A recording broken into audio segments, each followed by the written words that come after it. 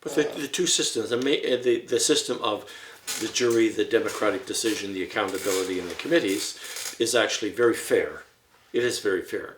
And it's safe because they're less liable to be accused of favoritism or supporting the wrong companies because they've got layers of committees and juries saying, we believe these companies should be supported.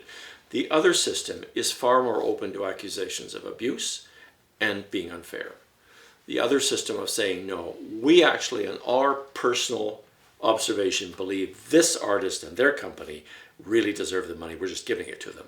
That is open to attack for a whole bunch of different reasons, and it's open for accusations of unfairness. But it may be the right one to do.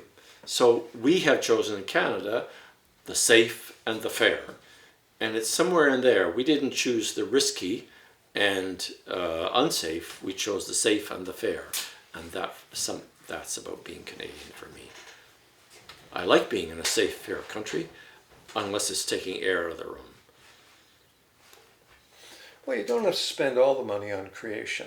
You can spend just face it, we're going to spend a lot of money on recreation. We're going to do another Shakespeare play. And we're really good people doing it in a really good established theater that has an audience base. So they should do that. But what about the emerging artists?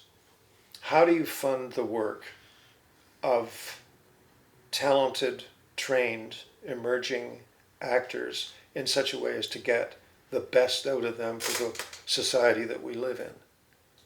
And I mean, that's the job, but it's hard to do. It's not impossible. It could be done, but you've got, all the players have to be decent and above board and smart. They have to be supermen or women, because how do you find them? If I'm a bureaucrat in an arts council, how many shows can I go and see? And then I'm going to say, it's not up to me, it's up to the jury. And this is what happens, Robert, is that if I'm the bureaucrat, I have a lot of control over the system. Right. If it's, it's like we have a council in Kingston that's totally run by the bureaucrats. It's not a very professional, they don't get paid much money, they're part-time, they don't even have an office. So that's a bureaucratic run city. You go to Toronto and it used to be run pretty much by elected officials, and now it's being run by the province. But you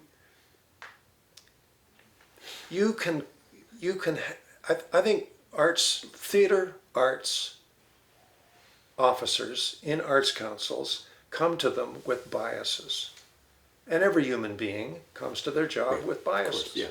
They have incredible ability to manipulate the situation, knowingly or unknowingly, to reflect their biases. And if those biases are counterproductive to the creative work of our best emerging artists, then we've got a problem. And I think that the nature of bureaucracy, the nature of being, as soon as you say a manager should get paid what somebody in industry would get paid. So you're a manager now, you're running an arts council, you've got to have $150,000 a year. And you're working to provide money for a group of artists who are making 15 grand a year. So it doesn't add up, it doesn't compute. But what's the way around it? Why shouldn't the senior director of the Canada Council make $200,000 or $300,000 a year? I mean, and they could say, well, Robert has a really good year, he makes that much money. If he gets a couple of movies, not a problem. Artists can make more money if they get the work.